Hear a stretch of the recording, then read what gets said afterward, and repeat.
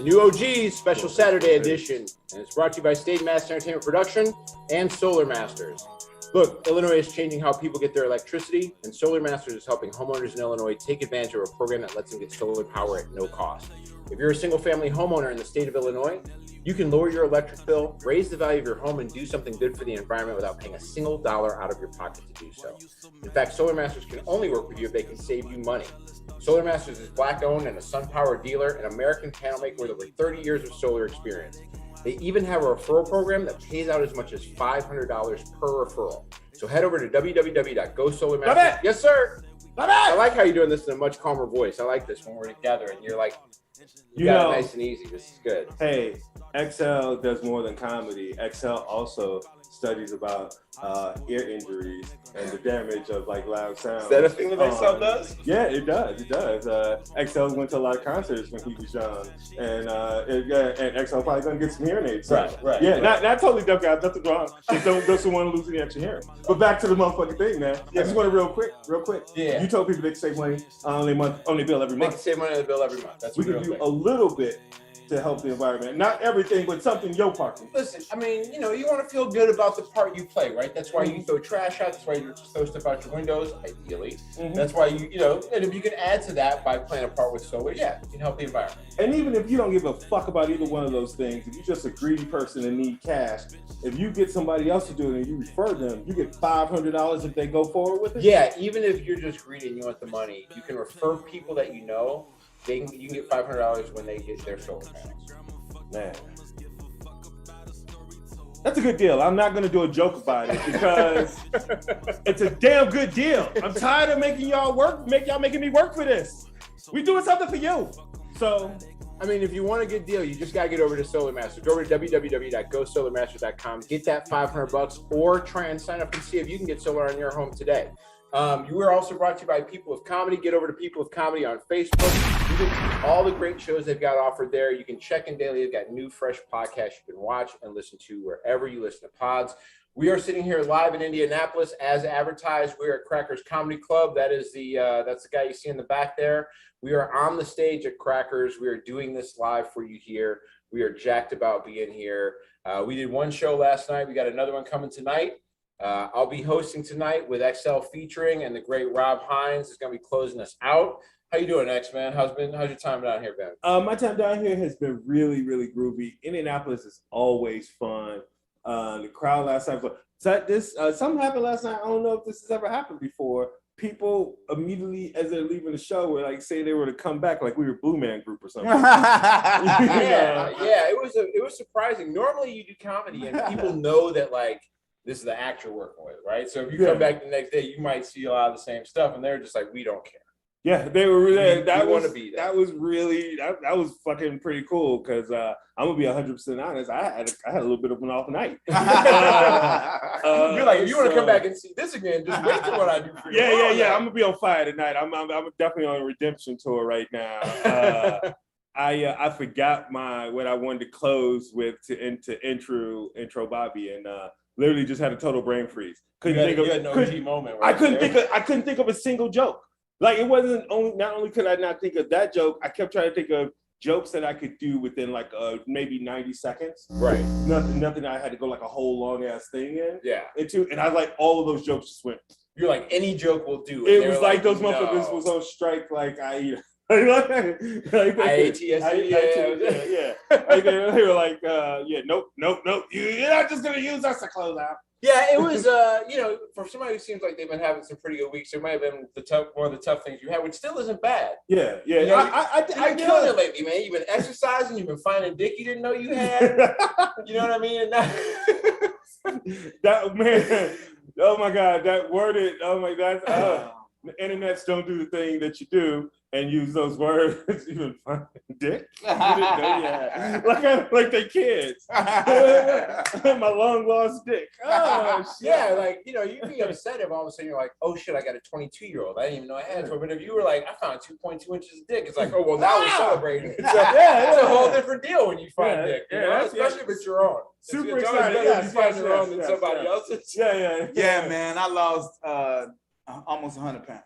Congratulations. Yeah, and I have been tripping. Like, God, and I'm vegan now.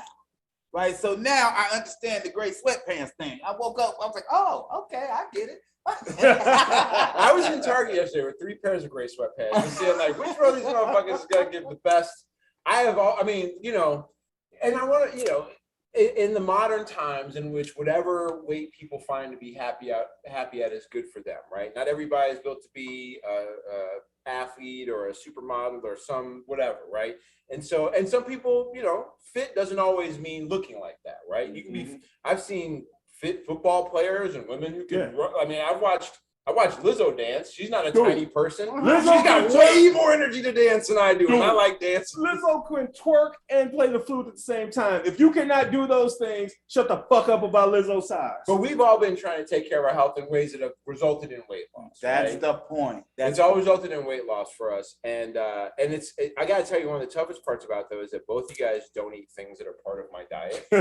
All 3 of us have very diverse diets. It's the biggest struggle because I want to tell y'all about the fun shit going on all the time, and I can't because, well, you at least have eaten pork. Yeah. Right. Like when I tell you about the deliciousness of oven-made bacon, where the grease just sits on it and gets into it. I've experienced. Dude, I weigh 320 pounds. I'm telling you, I bought these things from the store the other day. They were called bacon dollops. And all it was butter with little bits of bacon that they had chilled. So they were like in little puddles, basically. And they sold them in a little box. And so when I would be cooking, I would bring out the meat and I'd start that rolling. And then I'd take one of these little dollops and throw that motherfucker in the cast iron skillet. And that shit would infuse into everything. And like, you'll get it because you've had bacon. But this motherfucker, so bacon this is what here's the thing that's funny about it. Here's why. And then he says turkey bacon. I'm like, no. But here's why I get it. The reason why I get how good bacon is the reason why I understand how good bacon is because it blows my mind how much different new shit y'all come up with for bacon. Like bacon is a character in the story of motherfuckers' food that you will never let go. Bacon is R2D2. Bacon shows up in all the films and all the series. You're like, is it about R2D2? It's just a series. Is this really R2D2 story? Yeah. Yeah, I guess the saltiness is what you achieve with the shit. That's why I could go on everything. The saltiness. Yeah, it brings a savoriness to it. Bacon. I mean, I cook with bacon. That's the other thing. Is like I cook with bacon fat. Like that's what I do most of my cooking with. Not butter. I don't use oils. I mostly use like bacon fat that I've saved from bacon and strained out. And like even trying to explain how much different that steak tastes with the grease from the bacon is not a thing I can. It's so difficult because I want to share these moments with my friends and I can't have it. You can talk about it. I mean, I'm a fat dude. I like deliciousness, and I used to eat steak. Yeah, like there's really certain things that people steak. try to explain to me if I've never had it. I'm like, it sounds like that could be great, but I have no idea what that means in a flavor standpoint. We were just talking yesterday about well done versus like medium rare or whatever steaks, right? And I would say I understand your position because I felt the same way. Okay. But what I found out when I went to well done steaks, Gibson, I went to Gibson one time and I just did what everybody else was doing because I was in like a business scenario and I didn't want to have that. I was the only black person at the table, so I didn't want to have that awkward shit. And I was like, listen, I said, I just want to eat this. I was hungry, and I ate it, and I was like, this shit is fucking amazing. And I was like, oh, I've been wrong. I've been wrong. This shit is delicious. I've had it way that more way, flavor in it, and it didn't work for me. Well, have you ever had that way at a good I don't know. I don't know every restaurant I've ever been to, and whether it's top shelf or not. If they brought the shit out. Are you afraid of red? Is that no? I tried. I'm around white folks all the time, and I do not like conflict. So I've had the shit where it was like that and didn't like it. Okay, that's just all. No, I'm not saying that. When I asked you about high level, because literally the reason that I came at it from this angle is I was listening to somebody talk about it on the radio, and it was a guy he had Outback Steakhouse, and then like somebody took him to like Gibson's or Ruth Chris or something like that, and they were like, but this person, it wasn't a well done thing. It was just he thought steak was steak. And no matter where you had it at, it's like steak and steak. Yeah. He was like, no. There's a difference if you get like a if you get steak at Fremont Street, it's not the same steak in Vegas. If you're at Fremont Street in Vegas and you get steak, it's not the same steak. I wouldn't fuck with I don't eat beef anymore. But back when I did, I wouldn't fuck with a steak at like Outback Steakhouse or fucking Chili's or something. I would never do that. The few times I went to someplace that had steak, it would be like Ruth Chris or someplace that was like that was in their name, and it was gonna cost me some bucks. Yeah. They had top shelf scotch in the bar. That type of joint. Yeah, when you get that good cut of like meat, and I don't mean it doesn't have to be rare. Although I know guys that like literally will salt steak, and then later just eat it raw. Oh wow. Because salt kills all the shit that's in there. So like they'll salt and eat it raw. That's too much for me. I like a sear. I like medium rare. Medium rare is good for me. Yeah, that's what I'm at. It's for the record, that is not blood that you see inside of a steak, by the way. That's not blood there. There's a protein that you really actually need, and that's what's coming. That's what's coming out of the steak. It's not blood. The blood is all out of the steak, but they're not slaying bloody steaks around because they're not letting you handle blood like that. I did not know that. That's a protein. Now that you just said that, it makes sense. Because I always assumed it was because of the oil, but it doesn't handle like blood. No, not that I have a lot of experience with blood. I want to be clear, make eggs, but it doesn't and then have I a let blood that soak up all that shit. Okay. And then I drink up whatever's left, like it's juice. I would imagine that would have to be right because blood curdles. Yeah, I mean it would be and that shit. Well, the reality is that the blood, without anything keeping it, A, would fall out of the steak before it ever got to you, and B, would spoil well before the steak spoiled. The blood would go bad before you ever get to the steak, so that's not going to happen. So, how you? Yeah, Bobby teaching shit. Learn something new. Well, listen, OG. When you decide all you're going to do is, to understand my diet is literally steak, eggs with some cheese, coffee, and heavy cream, and that's it. That's the. Yeah, what you doing? I'm not doing that. I was trying. We are on air on both your Facebook Live and I know. I was trying to look through while you were talking. I thought you were gonna keep, and then you were going with a loud kind of thing. I was like trying to be real Bobby, the motherfucker's a giant. He does not know his whisper. I was trying to keep it quiet. Yeah. Hey, we gotta sing this song. It's called. Hey, was that loud? I'm sorry. And we got this wild mic situation. Listen, people in Nigeria aren't trying to listen, but XL is so loud that they still hearing it. You know what I'm saying? Those aren't our fans aren't on today, but they're like, I believe XL is talking right now. This is like the watcher. Oh, hey, when that dude said, hey, keep it a secret. I was through gambling after that. How you doing, Rob? I'm doing down really here at Crackers. well, Thank you again for helping with the opportunities to get us down here to work. I thank you guys for coming. I thank Ruth Ann for hosting us here. She has been nothing short of phenomenal. Spectacular. I mean, just beyond, above and beyond. Love her. She's a very nice woman. Love her. I mean, that was. No, I agree. I know. Like, how many clubs have we gone to though, where it's some. I mean, and most clubs are owned by dudes, so oftentimes it's a dude in charge when you get there who is just like treating you like you are disposable. Not only disposable, but like definitely the help. Yeah. Right. You know what I mean? Like you have come in, like you are the maintenance guy who's come in, and you are also not his maintenance guy. You're a contractor maintenance guy, so there's no level of nice that needs to be afforded. Groom's back here, groom's over here. Go fuck yourself. That's usually That's not usually, but there are some clubs you get to. There it's are like, a lot all right. of clubs that are that way. All right, and Ruth Ann is very welcoming and interested in us being taken. I mean, she's letting us sit here on a Saturday and do this. So. Yeah. I know men don't need defending, but in defense of those men, comics are a bit much. And if you have to do comics every week of your life, we can be a little neurotic and probably. I mean, there's a reason why we're doing this, right? Everybody goes, "I wonder what it takes to be a comic." It's like you don't want what it takes necessarily. The damage. And the that's damage the is not what weird you're thing, looking man. for. Most of my life, I thought that was wrong. I'm like, I'm cool, shit. I'm all right. And nothing wrong with me all the while. Just all damage all over. Dude, the comedy has been. I don't mean to disrespect therapy. I know therapy is something that's not real therapy for you. But comedy has been therapy and me realizing shit that I didn't realize that I had. Like, God, I need to talk to somebody about this and stuff like that. Because as I it's alerted you to the fact that you need therapy. That's more likely the case. Yes, that's what I mean. That's what I mean. It was a warning light, right? No, see, I would say no. I had breakthroughs that I need. Goddamn it. I had breakthroughs that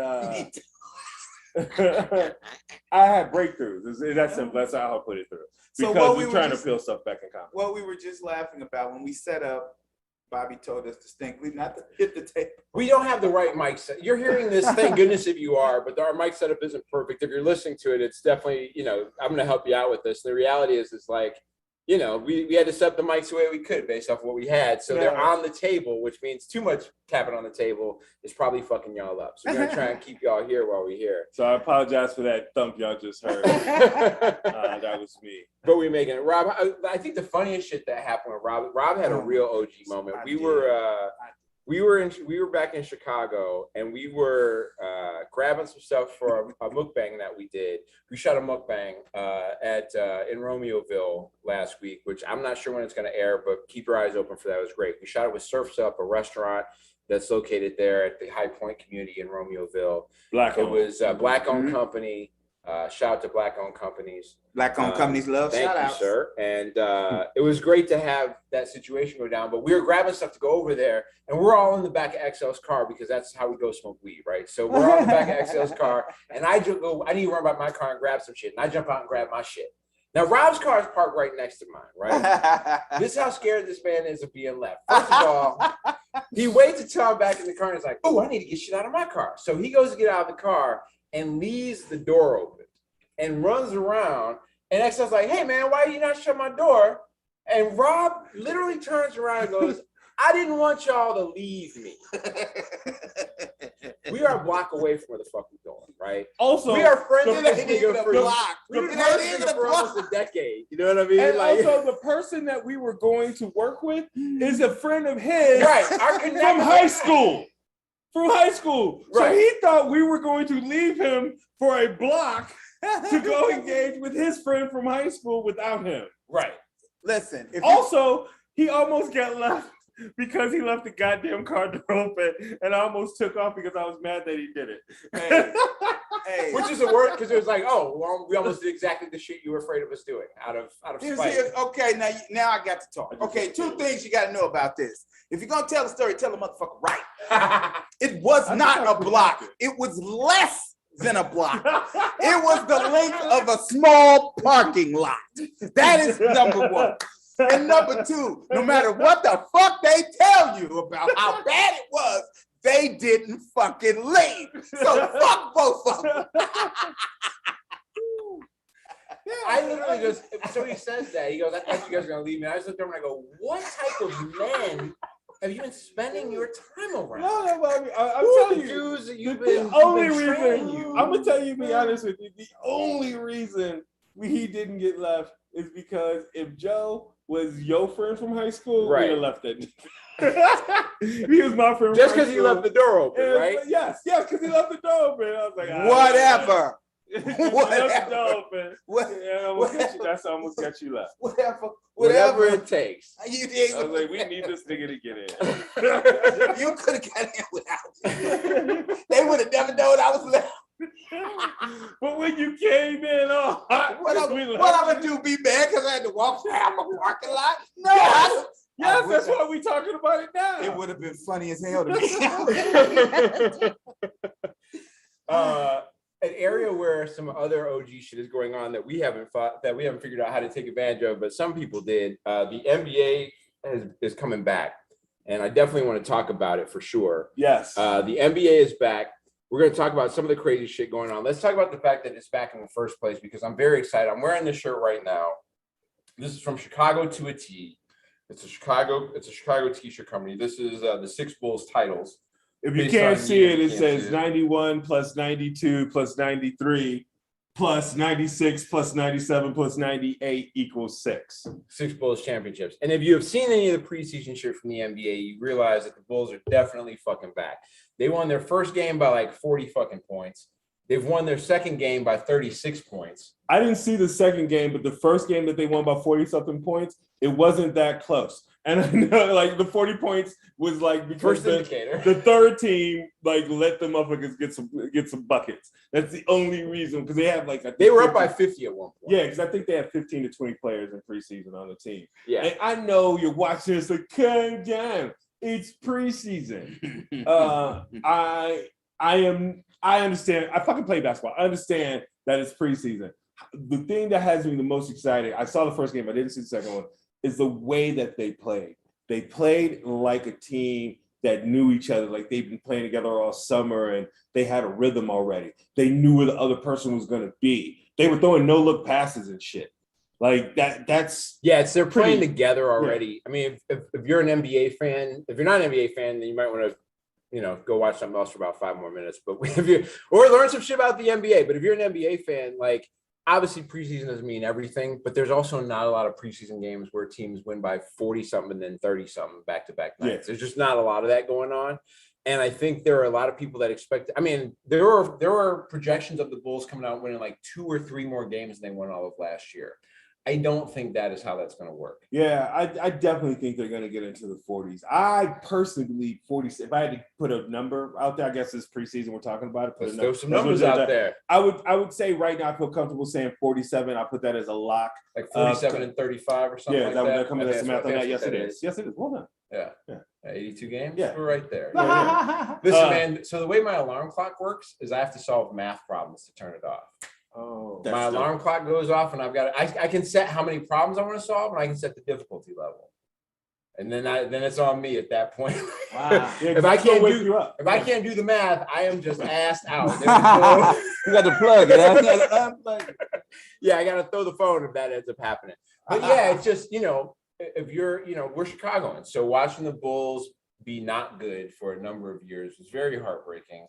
Watch them be good and not get really close was really shitty too. When they really, I think Tibbs got way more out of that team than the talent that was available. Yeah. You know what I mean? Yeah. Because you can see in New York, like he has okay talent. He's playing less time. Everybody's getting it's not the reason why people played so many minutes in Chicago, and this is my whole argument, is because they had 3 kind of players. garbage. They had 3 players and 2 of them weren't that great.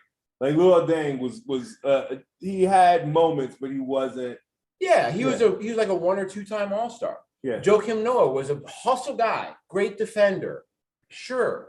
But like where the points come from? Yeah. The points guys weren't there, right? It took Butler a couple years to get it going. And even then, like Butler averages 20, 21 points. It's not like you had torches out there. There wasn't people going for 50 on a regular basis. If there could have been a time where if there was a timeline, a multiverse where Rose handled his I won't say didn't get hurt, I say handled his rehab better. Because I still contend, I believe that was because look how he's playing now.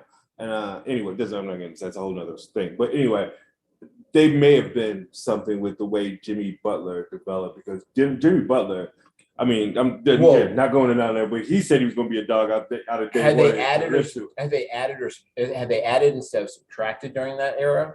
Yeah. But I think what really cost them was that was the era in which LeBron James made his big decision on where it was going. Yeah. And when he made his big decision on going to Miami, it really set the tone for the future of how, like for at least the near future of how it was going to go for Chicago. They missed out on that one, and it was just like a cascade of like, oh, we're also, you know what I mean? They got Boozer out of that. Also, that was what they yeah. Oh yeah. Actually, I want to scale all that shit back. Fuck Rose's injury. The real reason why nothing ever happened with that team is because John Paxson and that other dude, Gar Paxson, Gar Foreman, sucked at their job. Yes. And for whatever reason, I don't know. I never was an NBA player, and I don't have any direct NBA. Maybe I do. I can't remember. But NBA players did not like the Bulls front office for whatever reason. For one reason. I can tell you exactly why. For one reason only. When you had the best players on the planet, you treated them like shit quite a bit. Oh, yeah. That was the issue. When Jordan and Pippen and Horace Grant and all those guys left the Bulls, when people would ask them, hey, man, y'all the greatest players ever. How'd the team treat you? And they're like dog shit. Yeah. And so they're like, well, if you're gonna make it hard for Michael Jordan to want to come back, if you're gonna make it hard for Scottie Pippen to want to come back, if you're gonna make it hard for Horace Grant, you're gonna make it so all these people are like, thank God, get me out of here. Antoine Walker said it when he was a free agent. If you treat the greatest player of all time like that, how you gonna treat me? Right. Come on, man. He's from Chicago. And they went Chicago. And they went through this whole period of time where they were like, as the league was becoming more player friendly, they were not. They were not signing dudes with cornrow. They had a cornrow issue at one point. They had a headband issue. They had a headband issue literally until this year. Oh wow. I mean, I think with the new coach and the new leadership, they got rid of it, but nobody was wearing one. But like there was a period of time where like you can wear a headband on the Bulls. Is that why they gave up on Jamal Crawford? I don't even know. Wow. I don't even know. Obviously Caruso and DeRozan have shown that the headbands are back. The Gar Foreman and maybe John Paxson got rid of it. Well, at least John Paxson for sure. No, I'm not gonna say guard for him, but John Paxson definitely knows more about basketball than I do. He's a much better player than I ever was. I'm not taking that away from him, but he was a horrible fucking president of operations or whatever his job title was. He was bad at his job, and also his acting like he didn't understand that he was bad at his job was really fucking irritating because when you had they do surveys in the league and they ask players anonymously how they feel about certain front offices and shit. And the information came back that they didn't trust the fucking Bulls front office and they had issues with Bulls front office. And when asked about it, he was like, well, that's not what we're hearing. It doesn't matter what you're hearing, motherfucker. No. They're just not saying it to your face So because you're still the goddamn Chicago Bulls. So the key is now this lineup that they had that everybody was concerned about because they had all these guys that played the same position. They don't seem to, one, they don't seem to be playing the same position. And two, it don't seem to matter. Yeah. These motherfuckers is dope. Also, that's how basketball is played right now. The ultimate team, the best team is going to be a team that has 5 guys that all can play the same position. If you had 5 Giannis's, you'd fucking murder people. Well, also remember, like, Draymond Green is strong, but he's also 6'5", 6'6". Yeah. And he's the power forward at Golden State. Yeah. So, like... And sometimes we'll guard a center. Yeah, he's played guard, center, he's played all those spots. So like this idea that everybody's got to be 6'10" on the floor is not as realistic as it used to be. Yeah. One thing that is realistic is these 18 ex-NBA players who've been charged in a healthcare scam. This is a crazy thing. 18 players. They arrested 15 former players, one of their wives, in a 3-year conspiracy that started in 2017. They had teamed up to defraud the supplemental coverage plan by submitting fraudulent claims to get reimbursed for medical and dental procedures that never happened. GPS data and travel records show that a lot of these people weren't even in the same country as they were supposed to be when some of this shit was happening. One dude was in Taiwan when he was supposedly getting $48,000 worth of root canals and crowns. Wow. Now, I've got some genetically fucked up teeth, okay? I've gotten a lot of dental work on them. None of that shit has been 48 grand. You have to get punched in the mouth and lose all your shit to get 48 grand worth of dental work, or you have to be getting your jaw reset. Those are the only ways you're getting 48,000 worth of fucking shit. $4 million is the total amount that they defraud out. They got 2.5 million in fraudulent proceeds. And then this cat Williams, who set it all up, where he made like $230,000 set it up. This includes Big Baby Davis. This includes Sebastian Telfair. Big Baby Davis had like the thing that makes me so this whole story is embarrassing to me as a black man, as a ball player, as an NBA fan, because most of those dudes had contracts that they should not be fucking hustling a system. Tony Allen, they should have dough. They should have some kind of bread. Yeah. Like I know whatever, you got to take care of the whole block. First of all, you don't. All right, that's the mentality we got to get out of. Like you take care of who you can. But taking care of the whole block gonna have your ass like MC Hammer. You know, we're talking about how much you used to have. And these motherfuckers doing this shit is just like the amount of bread that they got wasn't even some shit that most of them made in their first season. They out earned that in their first or second year. Yeah, for sure. These motherfuckers first round draft picks. Like these are all guys who'd all been around. Guaranteed contracts for 4 years. Tony Roten had a couple of contracts. Ruben Patterson had a couple of contracts. Darius Miles had a couple of contracts. Big Baby Davis. Shannon Brown. Got a ring. Shannon Brown won some At shit. least one, maybe 2. Tony Allen. Shannon Brown won 2 titles with the Lakers. Melvin Eli won a title with the Spurs. These are all guys who've been invited. Baby Davis has a title with the Celtics, and I think he was on another team, like on their bench that won a title, but I can't remember for sure. It's wild, man. He might have been with Miami on the bench or something. It's crazy that's how that went down. So those guys are going to be dealing with some issues when it comes to that. Somebody else dealing with some issues. Urban Meyer. So I didn't realize exactly how it had gone down when it first came out, right? Urban Meyer was in Ohio for a game. He used to be the coach of the Ohio State Buckeyes, right? He's in Ohio for a game with the Jacksonville Jaguars. Everybody else gets on a plane to fly back to Jacksonville. The head coach decides, I'm going to stay kicking in Ohio for another day. And he said he would have dinner with his kids or grandkids or whatever. He still owns a restaurant, right, in Ohio, but he goes next door to the bar. And of course, you know, video is out everywhere these days. So they got video of this dude out at the bar with a chick dancing on it. Now he's got a wife with kids at home. And in fact, his wife posted on Instagram when the video came out, here's what I was doing on that night. And they show her at home washing the kids. Oh, wow. Wow. This is a head coach of a professional football team. This is, by the way, his first head coaching gig. as a pro. As a pro. Yeah. This is a man who is, he's a 3-time national championship winner, right? Yeah. This is a guy. I mean, and now he's in a situation. Now his wife has said, "Hey, everybody makes mistakes," which is, I don't know. The divorce is too expensive. Maybe the dude signed a prenup. I don't know what happened, but fuck y'all. This is my man.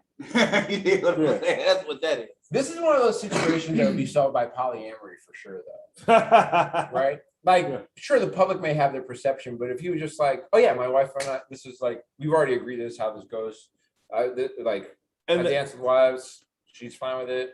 And that would have been, now the not being with the team is a whole other issue. The whole not being with the team. But the evidence of y'all who say, how would polyamory solve it? The Will Smith and Jada Pinkett Smith. Perfect example. Y'all motherfuckers keep tripping about Will cheating and her cheating and them having, and surprised they have an open marriage. That shit has kind of been known since 2000 whatever.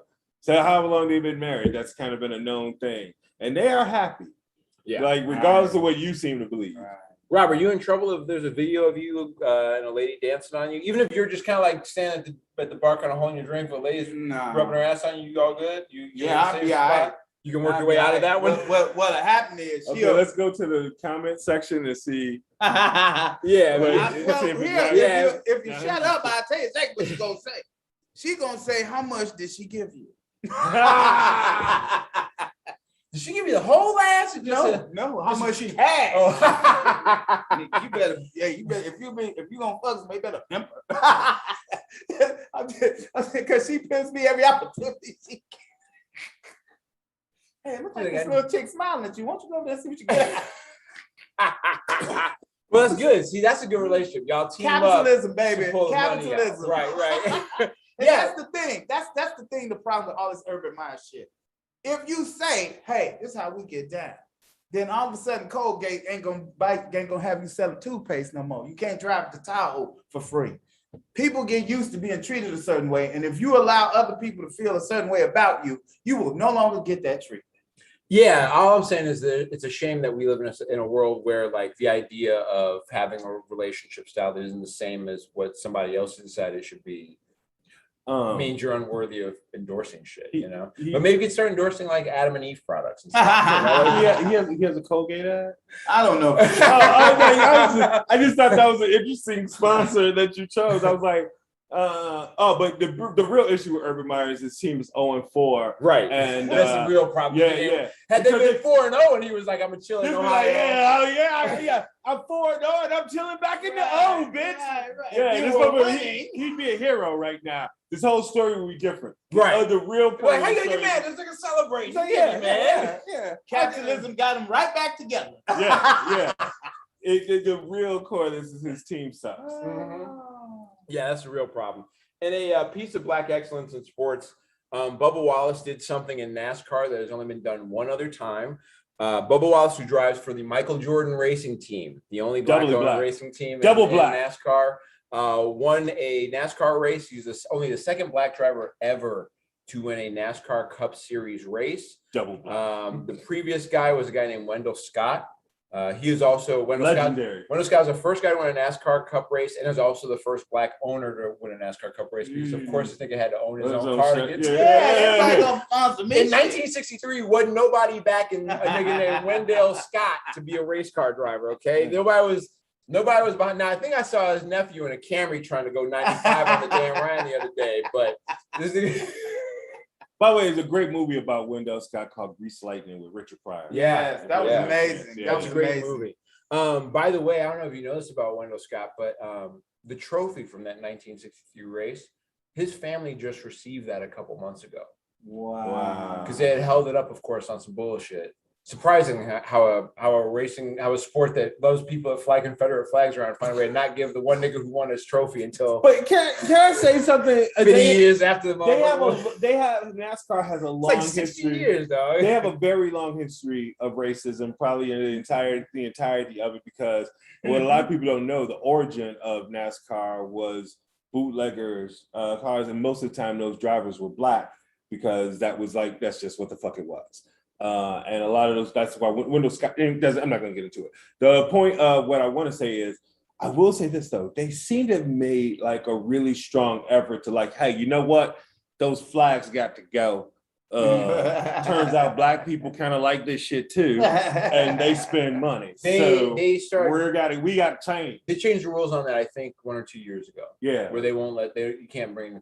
They got rid of the Confederate flag shit. I feel like they have made an effort. If you don't feel like it's enough, I know some black people feel like certain shit is enough. For NASCAR to make any effort at all, I think is actually impressive, because that's the type of shit that changes minds on a cultural level. Because if the NFL said weed was totally okay for their players, openly just said, yeah, we don't give a fuck about weed. Weed is a like the NBA did. The NBA came out this year and they're like, we're not testing nobody. But the NBA doesn't quite have the same leverage as the NFL. No, I'm just saying it's similar to what the NBA did. Yeah, exactly. If NFL did that, almost every state that is against having weed right now would flip almost immediately. Yeah, because the NFL has that type of power, that type of fan base, that many people would be like, oh, well, if it's okay for that. I feel you on that, but my thing with NASCAR is I think they're doing that because they've realized there are black Republicans, and they still want. I think black dollars in general. They're not really looking to find I mean, will that bring in more liberal-minded people? Maybe. But maybe they're trying to appease the black Republicans who happen to be in the South. I think there are aggressive black people from the South that are probably fans of racing, not NASCAR. I'm not denying that. I just think you're being very kind to NASCAR as to why they would do this. There's been. I'm talking about the money. I'm saying there's an uptick right now in black people in the South who are Trump backers, way more. You saw way more than people. Okay. And I think NASCAR looked at that, and they had a Bubba Wallace situation with a noose, right? Yeah. They had that situation. I think that combination of those things going around, it's about dollars, 100%. They're not trying to get liberal black dollars though. I don't think that's their. I mean, they'll take any dollars, I'm sure. Yeah. But I think the Confederate thing was more about there are black Republicans that are not trying to see that Confederate flag either. Yeah. I just think it is money. But I don't think it's that. To me, it's because of the internet. It's because everybody knew that you put a noose in a brother thing. So that's just the tip. Actually, I want to be clear. I'm not 100% sure if that news. I can't remember how the story ended on that news thing. It was very inconclusive as to what exactly was going on. Somebody saw it hanging. It wasn't like it's. Was it like one of those things that you pulled down and they just had it kind of shaped like a noose? Maybe. The difficulty is it was so hard to figure out. It wasn't like a thick rope tied in the normal noose shit. There are times there are pull down ropes on those garage doors that have a knot in them, and I don't remember exactly how close it looked to that. But either way, it was an issue. But the problem was how legit it looked or not isn't the point. The problem was there was a big stir about it. Also, that is the environment of NASCAR. They know, hey, our image kind of makes it seem like this shit would happen. So it wasn't like they could play innocent. Like our fans, I hear you they could play innocent. Like somebody, what, a NASCAR person with a noose? Never, nah. You got Confederate flags blanketing the entire fucking world. And the whole world get to see this shit. Yeah. So them having to make and they want to expand beyond where they are. But also, again, to be fair to NASCAR, and again, I'm not 100% sure about this, but I think they changed the Confederate flag thing before the news. I'm pretty sure it was. I think the news, because I think that they thought the news was in a response to that. Yeah. I think that's accurate as far as what's going on. Yeah, I like to be fair, even to the racists. And that's cool. Because I want to be like the motherfucker. Never mind. Yeah, ultimately, it always winds up with the same thing. You get to decide what you want to do, when you want to do it. And if anybody challenges anything that seems logical to someone other than them, then you got to feel bad. You got to feel all of a sudden the victimization shit turns, right? Right. Where there's some crazy victimization going on. It's been a weird year for companies that are trying to go on strike. There's been more than ever. I'm hearing about, it was Nabisco earlier this year. Yeah. Now Kellogg's is getting ready to go on strike. There's been talk of Amazon, unions forming. 4 Kellogg's plants, they had a huge strike at 4 different plants. They're calling it, it's like a death of 1,000 cuts. They're eliminating jobs out of the Lancaster plant with Kellogg's. There's a gridlock over pay and benefits, including healthcare and retirement. And you know, it's one of a number of different places where you're seeing these strikes start to pop up in companies that you would never thought about there being a strike in before. I mean, these were never things you heard about before. Yeah, right? I think that people having the opportunity to just take the time to realize what's happening around them based on the pandemic are saying, you know what, I shouldn't have to live this hard. Yeah, You yeah. know? There's actually an article out in Time right now that talks about how now is the perfect time to go on strike. And part of that is because of, thankfully, people like Bernie Sanders and AOC. I'm going to be honest, right? Like, there are people who've been saying since a long time ago, but definitely since around the 2008 time, that the way that work is structured in this country is not amenable to the working class people who have to live in it. And the pandemic made that even more apparent. And one of the fights I've always had with people when it comes to minimum wage or people's pay rates, when you go, well, the minimum wage should be X. And then you have these people that work in jobs already at a certain level that go, well, that would put them very close to what my pay wage is. And my response to that is always, yeah, nigga, you should be arguing for more money too. Like, sure, get more money. Like, nobody's saying they got to be, like, one, they probably still work as hard as your ass does, right? Yeah, harder, like, probably harder. Like, I've worked in blue collar jobs and I've worked in white collar jobs. The blue collar jobs have always been easier. I mean, have always been tougher than the white collar jobs. Yeah. Right? Either physically, sometimes mentally. The white collar job has been tough mentally, right? Trying to figure out how to sell somebody something or over the phone. There's some difficulty in that. It's not like it's not hard. But like the labor, when you talk about real labor, nonstop rush hour lunches and shit like that at a restaurant, my feet used to hurt like a motherfucker, man. At a fast food joint, it's insane.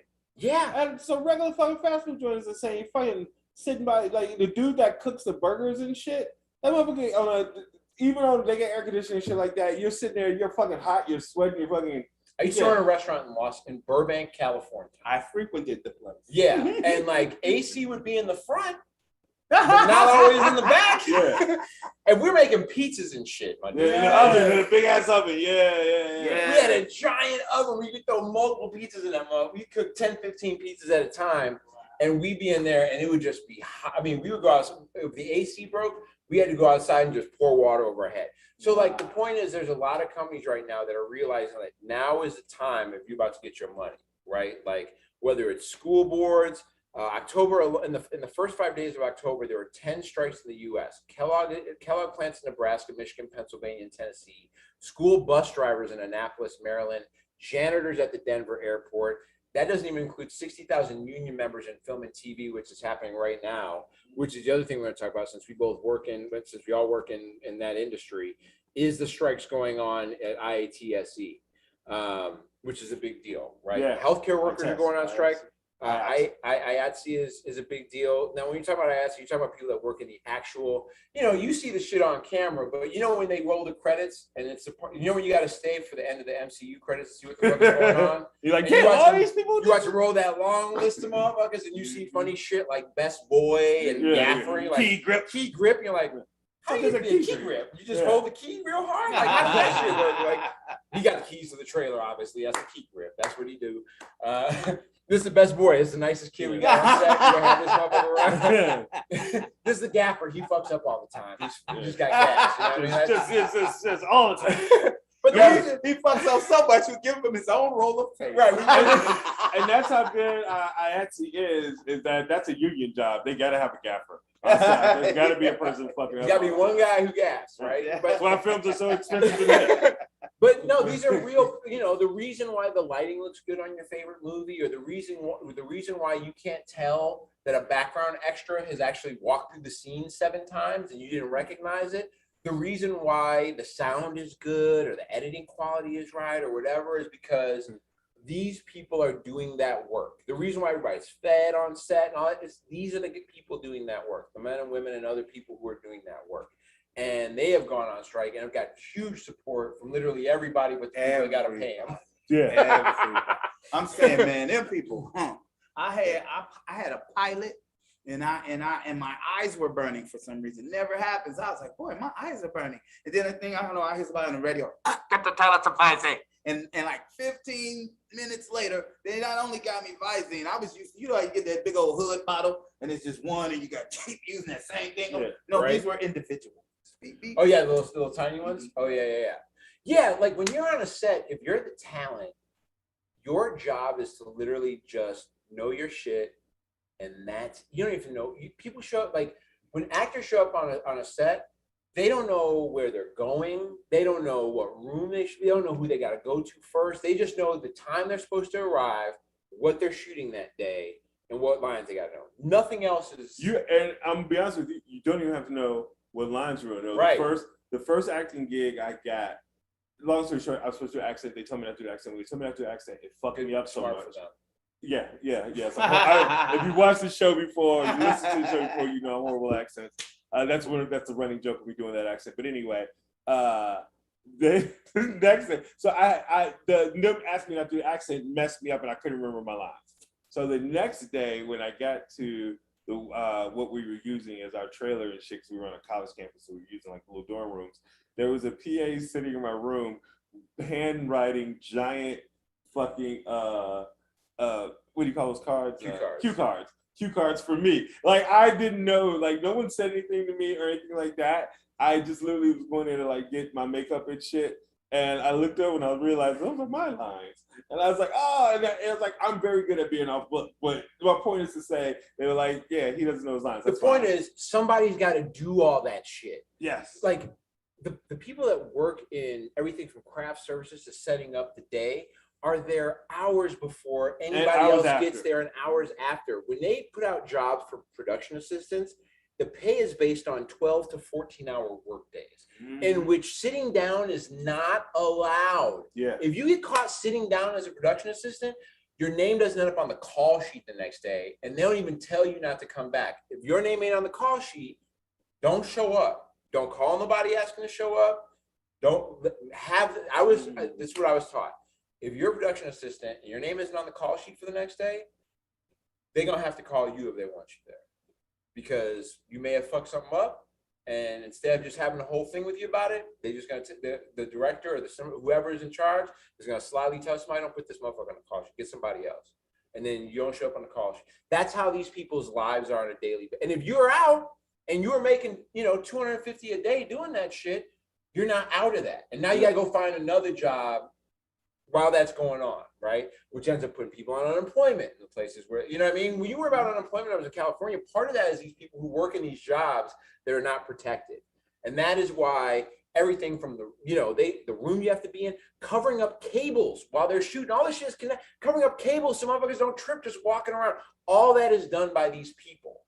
And what they want is fair break time, fair pay. The starting rate pay for a production assistant is $12 an hour. $12 an hour for a 10 to 12 hour day. Yeah. Wow. And that's it. Or they usually do 250 times 12 is what they say. So you make 250 for a 12-hour day, which is that, right? Like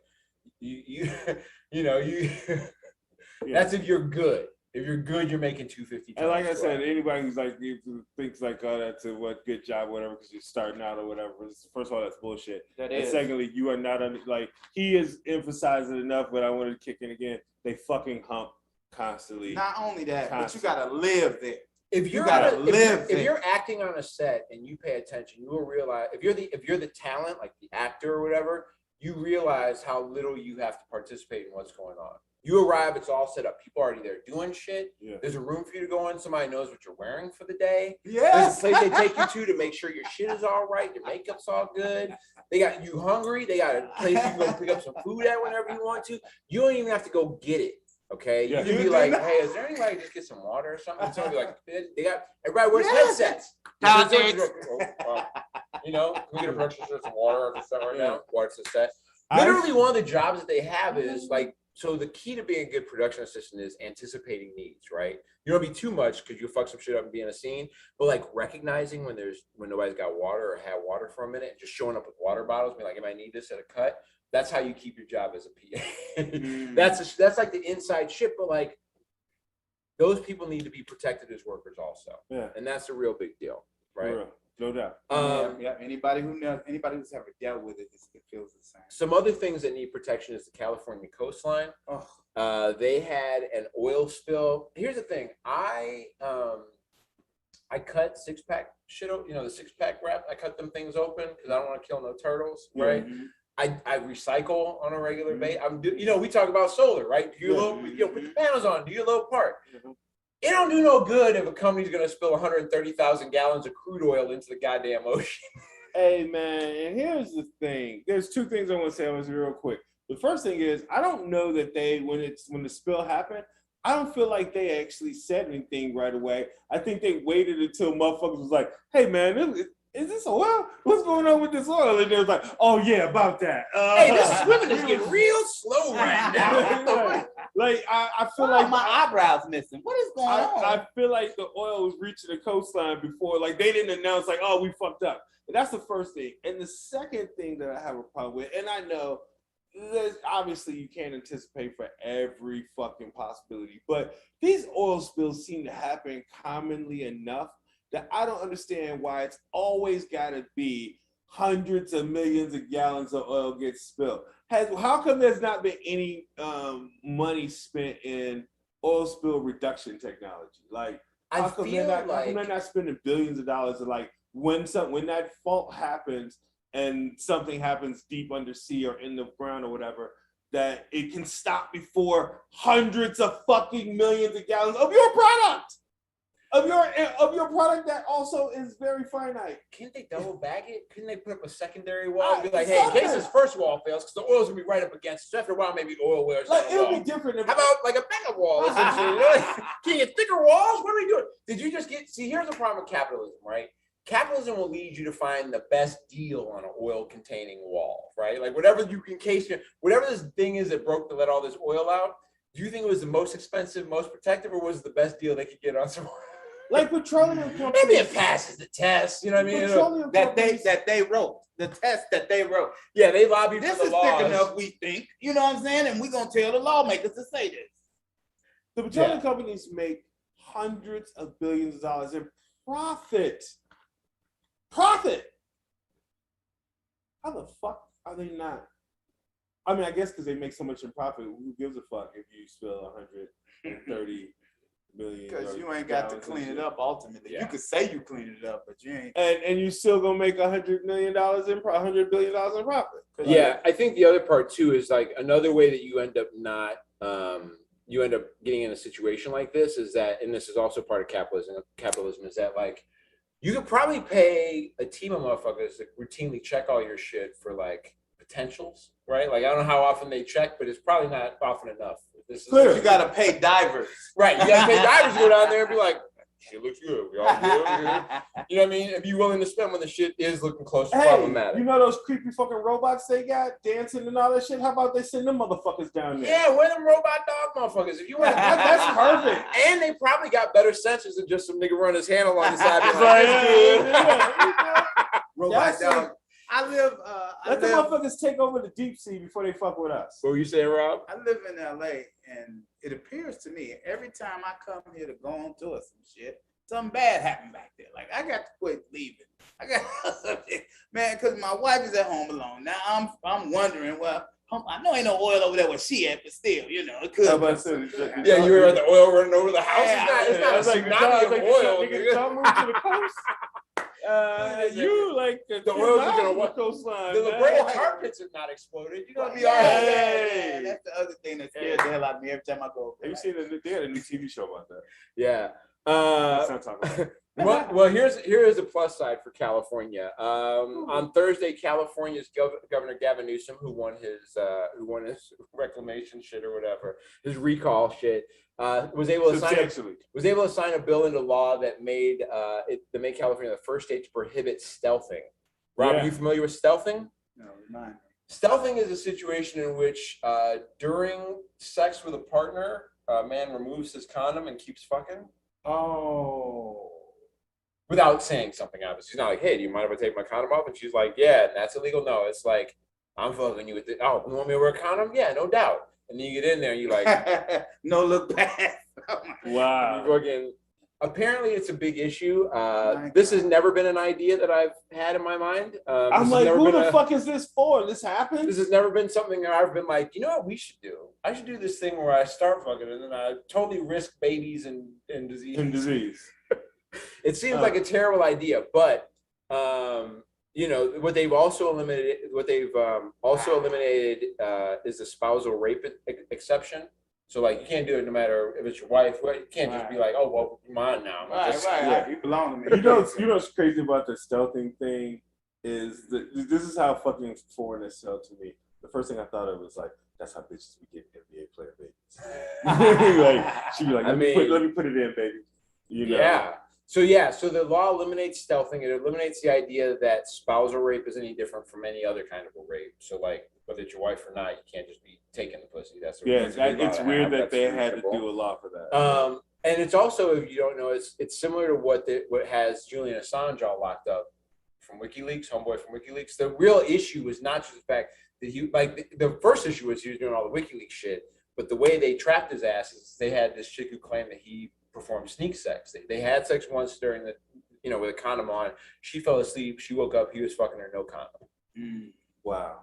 That's the claim. Now that is disputed. But that's what they're using. That's their big leverage. Is like, that's why we got to get him. He's a bad guy. Look at him. He does this horrible shit.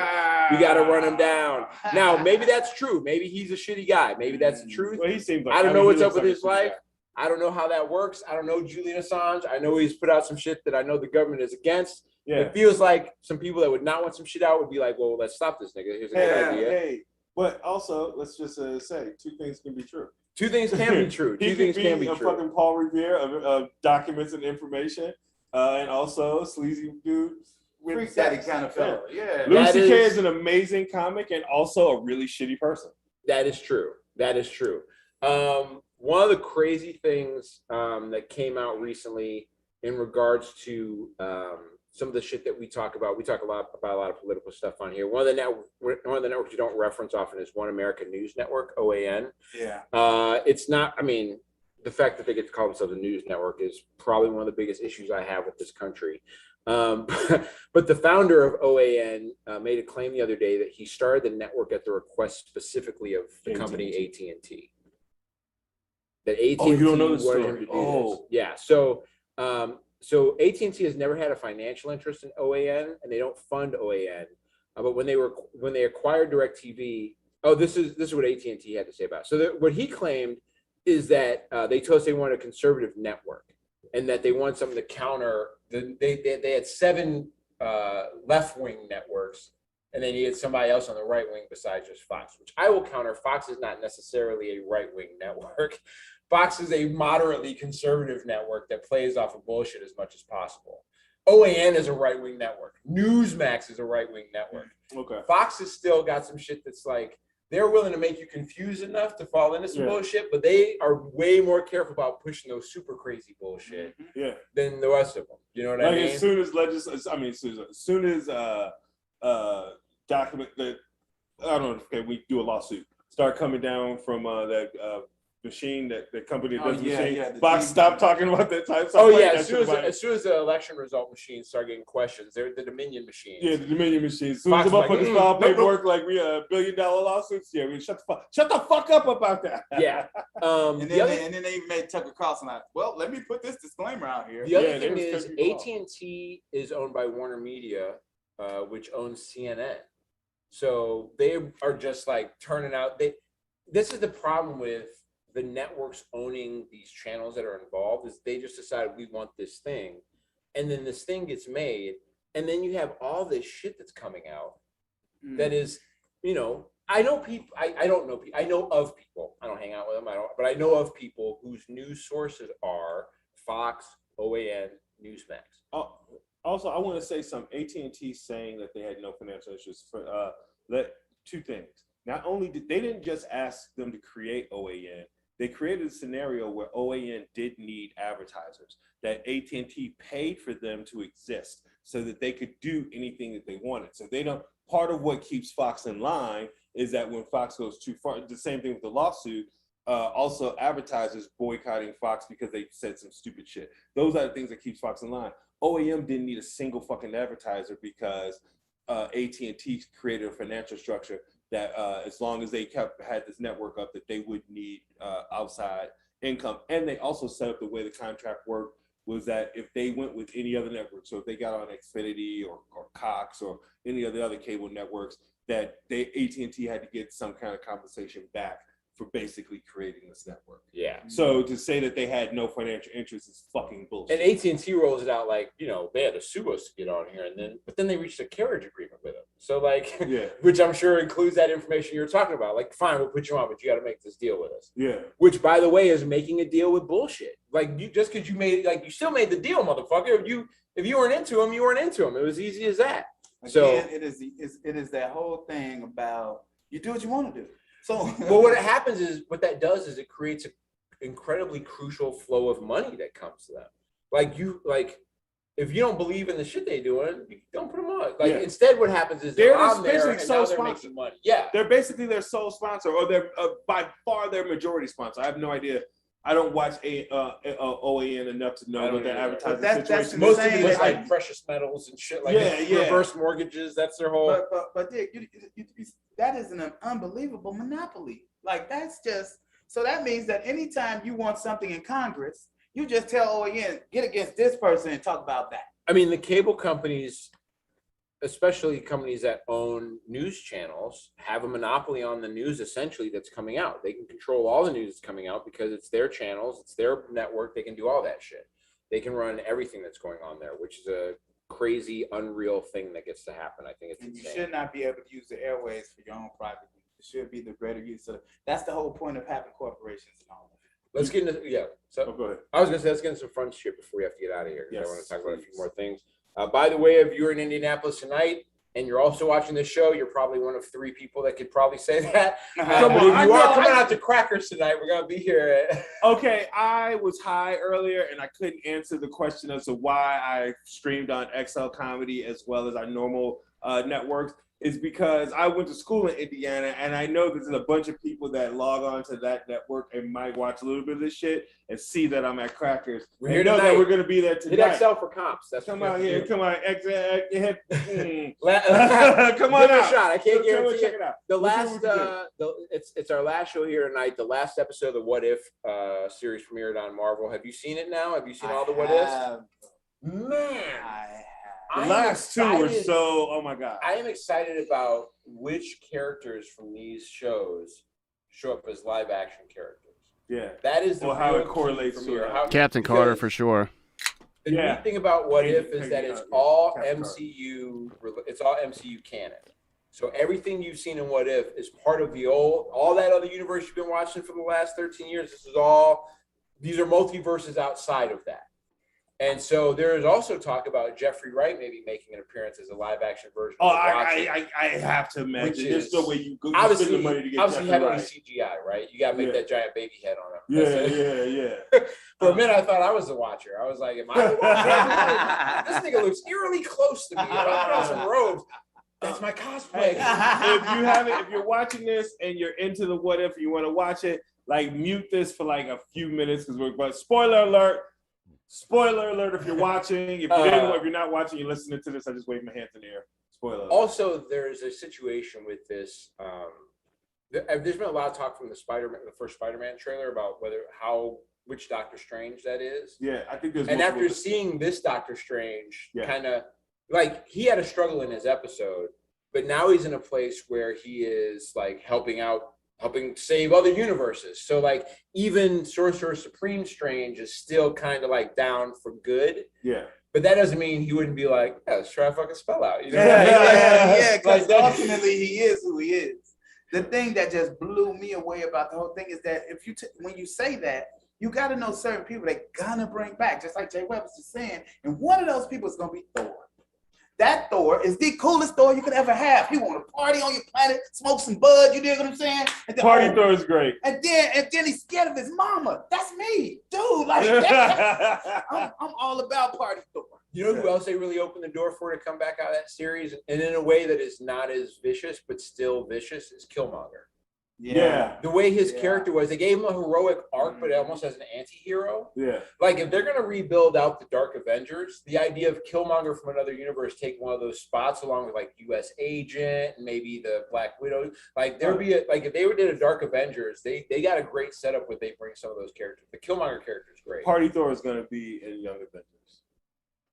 That's my guess. Okay. That fits. Maybe. I mean, I don't know if it fits Young Avengers. I don't know if the Young Yeah, Avengers version of Thor is a party guy, but he's young enough in that he would be in school, right?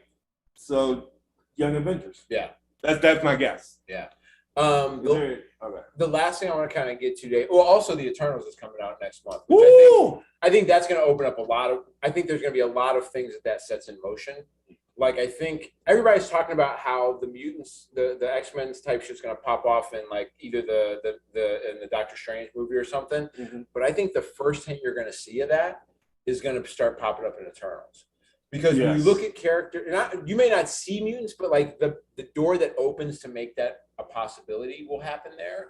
Because there are characters in there that are doing things that are mutant-like actions. Like there's like the guy who played the older brother from Game of Thrones that ends up getting killed at the Red Wedding, right? Yeah. He's got eye beams that are super similar to Cyclops in the way they work. So here's my prediction. I mean, you can get this from. I'm not spoiler alerting. I haven't seen the Eternals. You can get this from the trailer. There's a cosmic event that's happening on Earth that they're trying to prevent from happening.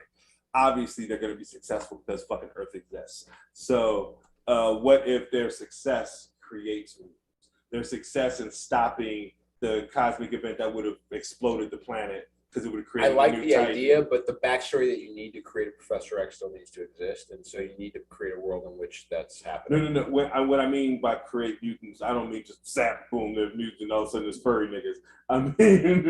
I mean that happening. Starts at where you can start creating story arc. Yeah, but I mean, like, if you're talking about people now just being born who are mutants, right? You're gonna do 20 years of story to get to the first 20-year-old mutant. You can tell Apocalypse story who's been around for ages, right? Since the pyramids or before. Besides the multiverse is what opens up the possibility for mutants. Mm-hmm. Right, but like the ideas behind the Eternals kind of show how maybe in a multiverse that may be a spark of what you know what I mean, of what mutancy is. Or it something. Seems like you're creating another level of superhero. These are people that go beyond what physically. The Eternals are the Eternals are almost androids. They're almost androids in a way because their whole job is to do this one thing, and that's keep the planet safe from these deviants until the egg that's in the center of the planet that was put there by the Celestials grows big enough to zap the planet. That's their whole big deal. They don't have really any other function. They're not supposed to interfere with nothing. Now, here's where I think the mutant thing can possibly come in is you'll find out that they've been fucking regular people this whole time. Yeah, like some angel shit. Like from the Bible where angels having sex. That's where I come from, kid. One of the things we didn't talk about earlier that I want to jump into before we get to our last thing of the day was Facebook went. First of all, there was a thing on Facebook on 60 Minutes where they had a whistleblower come out and she was talking about shit that honestly didn't seem surprising to me. Yeah. You know what I mean? Like the shit she was saying was the shit people were talking about Facebook. That's why everybody I know left Facebook. Yeah. Because they were like, yeah, they set up so that you can just see the shittiest shit and it gets you into arguing and it makes you crazy and try to get off.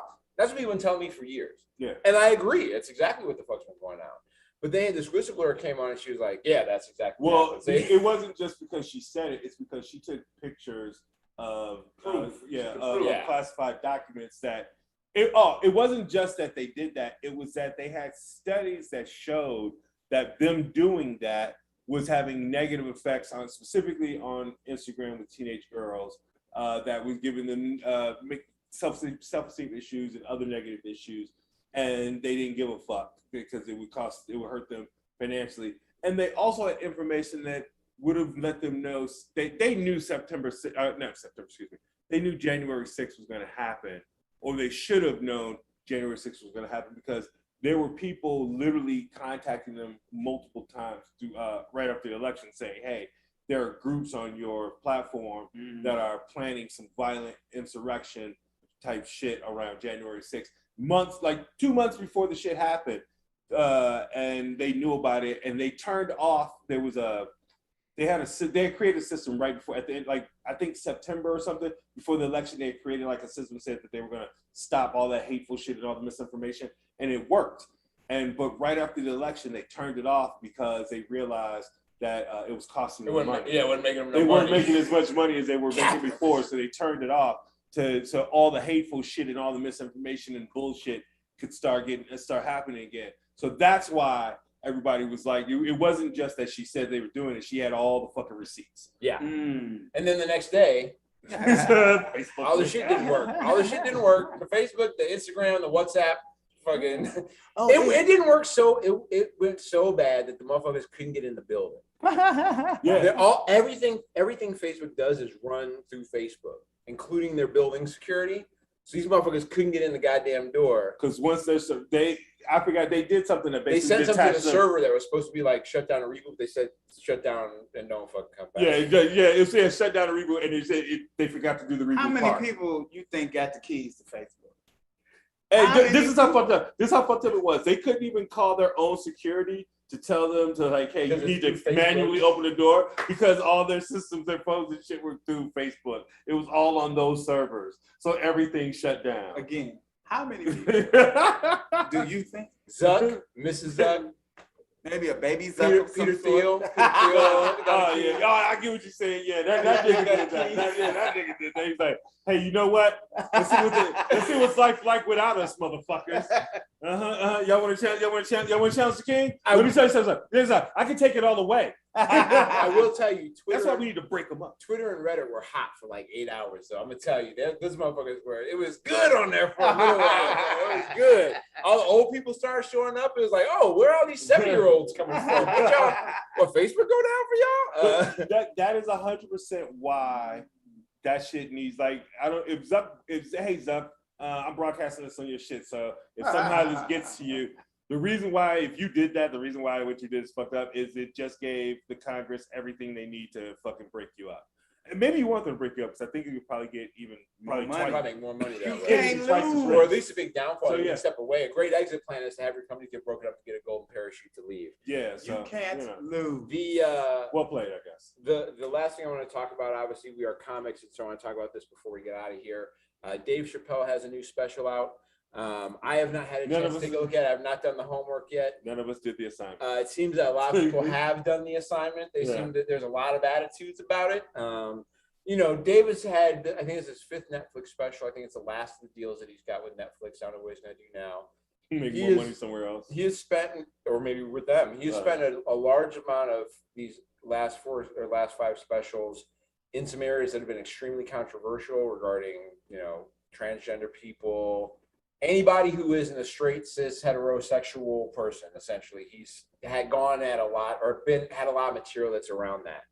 And comedy is a weird thing, right? Like it's a weird thing because there are so many different ways that you can do comedy. And sometimes when I think about it, and it's not the same exactly, but when I think about like art, like painting, there are people that their whole gig is I paint flowers. Yeah. I paint flowers. That's the art I do. And there are other people that are like, I paint people fucking. That's what I do. And I use acrylics. I use watercolors. I use, you know what I mean? I do some other crazy shit. And when I think about comedy sometimes, and listen, no, it is not a great example if 5 of your last hour specials are largely based on shitting on what is literally the most marginalized, one of the smallest groups of people on a spectrum that we that consists of also traditional normalcy that's out there, right? Like gender, relationships, sexual spectrums. Like it's one of the more transgender. There's way less transgender people than you think there are. More than probably know that they're transgender right now, but way less. Like the percentage of that actually is so small. And so the idea of someone who is one of the great comedians of all time spending so much time in these times that we're dealing with racial issues and job issues and like real issues affect, like transgenderism is not affecting the Black community in some major way that is detrimental. Detrimental. A lot of Black trans are getting killed. There's a lot of Black trans people. Yes, but I don't mean like that's not what I'm saying. I'm saying transgender people are not harming the Black community in a way in which this nigga needs to go out and lay out all his issues with it. Yeah, right? I'm sorry, I meant that they were being harmed. I don't mean they're being. Well, not harming the Black community. The problem that comes is that when this nigga's on stage, Dave Chappelle, who everybody has loved for multiple decades, gets on stage and is shitting on him. The idea of having to show them any respect can also go out the window. Is he shitting on them in general, or is he shitting on like his interactions with a couple people that To somebody who doesn't. I didn't see the newest special. You saw the newest special. I haven't seen the newest special. Oh, I thought you saw the newest special. I haven't seen the I newest will special. tell you this, and I'm not from the trying to last rag one. on him because I haven't seen it, right? From the last time when I watched him, I felt like, and I do believe he's brilliant. But when the last time I seen that type of stuff from him, I thought he was punching down. I felt like, you know, I feel that way about a lot of things. I'm like, why do you care who people fuck? Like, why is this even an issue?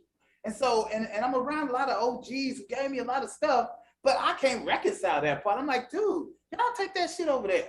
Like, and I've had people say ridiculous shit like, I don't want to see the shit on the TV. Well, they didn't want to see us on their TV. So how you gonna recollect? Well, if they're gonna do it, show me a little symbol that's gonna say, dude, how in the fuck? That's one thing my mom said. She was like, I don't really need to see gay people kissing on TV, but I don't need to see straight people kissing on TV. She's like, she goes, honestly, I don't really see nobody kiss nowhere. Like, I mean, you can specifically probably get like, there's probably kissing porn. I'm sure. But no, I agree with you, man. That idea that you need somebody to warn you about what the fuck is going on, like, no, you don't. Like, the thing is that we are fed, especially as a poly person, we have been fed a dynamic of relationships. One of the weird things about being non-monogamous is rom-coms and R&B songs don't really resonate with me like they used to. This shit about I want to marry you, girl, or I want to find you, be the one, or this shit where these two people are competing to show this girl that they should, like, that don't mean nothing. I don't get it, right? But that is what is drilled into our heads from day one, right? Yeah, I got some artists. But like, you know, the reality is like, you're right, man. Like, this is not it's a weird element for the greatest comic. A guy who put out that 846 is amazing. It's an amazing piece of work. Is it the best stand-up comedy? That's not the point, right? Absolutely. That's not the point. That shit but is pain plus to have that and then like there was an opportunity here, I think could have been missed by digging deeper into this. Again, without seeing this newest one, I feel I agree with exactly what you said about previous things, but punch it down thing. The only thing I could say that might be a defense is if from his perspective he feels like he's having a conversation that nobody else is having. But I don't know. I feel like there's a way for advocacy that it could be more of an advocacy thing than a. That's the difficulty for me is like the idea of comedy is partially put out a contrarian view that the audience may not be into, and then you bring them into it. So is his goal to make people not be in, like the contrarian view would be to be pro and then talk about how cool the motherfuckers are, right? Like how it's no big deal and how awesome it is, and the interaction you had as a guy who's a cis hetero man who ran into these people were like, man, this is great. This motherfucker's it's not my dig, but it's great. Like, dig this, where's man. the comedy, right? For that. But that's a struggle I think I'm having with it. And part of the struggle I have is because he is so good. Because you know he could change lives if he would just open up to the concept of leaving people the fuck alone. In my mind, that's what I mean. But in my mind, it's like you don't. It's not like this. The conversation isn't happening everywhere. This is why their lives are this way. So can you just one time leave your own selfish bullshit where it is and just let a person be a person? I'm gonna tell you, dude, I hang around a lot of gay dudes, man. And it's like having girlfriends with muscles. Like, dude, they do shit for me that I didn't even know I wanted. You know what I'm saying? Like, I'm like, oh shit, this is a thing? I can have this?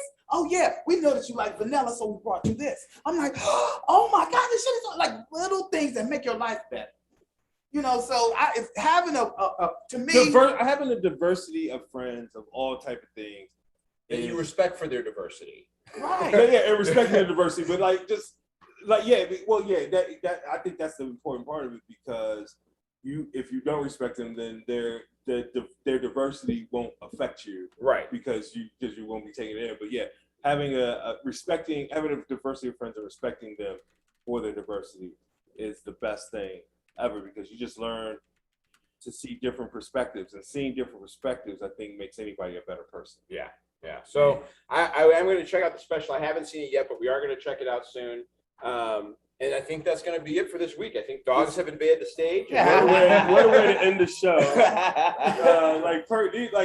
This is literally like we had this planned or something. As we're ending the show, two little dogs just came run up. Hey, you know what? Come on, while we're still filming. The owner of Crackers Comedy has arrived. This is the first time we're wrapping up We're the just show. wrapping up the show. We're about to So say we'll bye. bring you up here to say bye. So if you come up here and say bye with us, we'd really appreciate it. Thank you so much for This giving us is this space. Drew So Fan, very who's been much. willing to come on with us. So we really appreciate you guys coming on. Thank XL, you where so can we much. find you? At XL Comedy, that's XLCOMEDY on all the platforms of everything that you can. Robert? Robert_L_Hyde on all social media. And you can catch me at mocha_Jesus on Twitter and Instagram. Go to itsbobbyhill.com for all of my show dates. Get over to New OG's Pod on Twitter and Instagram whenever you can to check out what we've got going on with our show. And make sure you get over to People of Comedy and People of Comedy Network on Twitter and Instagram to catch all the shows they got there. Make sure you catch us back here next week. We should be back on Friday at 2 o'clock next week. And if you can and you live here, come on out. Come on Yeah, out to come on Crackers out. tonight. We'll catch you there. Otherwise, we'll catch you You next live in week. Louisville, drive up. It's only a couple hours. That's it. That's what's up. They pay a fee. Diamonds, they smell sand cheese. Can't find too many better than me. All about getting cheddar indeed. Guala mozzarella, parmesan cheese. Say you ballin', but not in my league. Say you ballin', but not in my league. Yeah, whole lot of niggas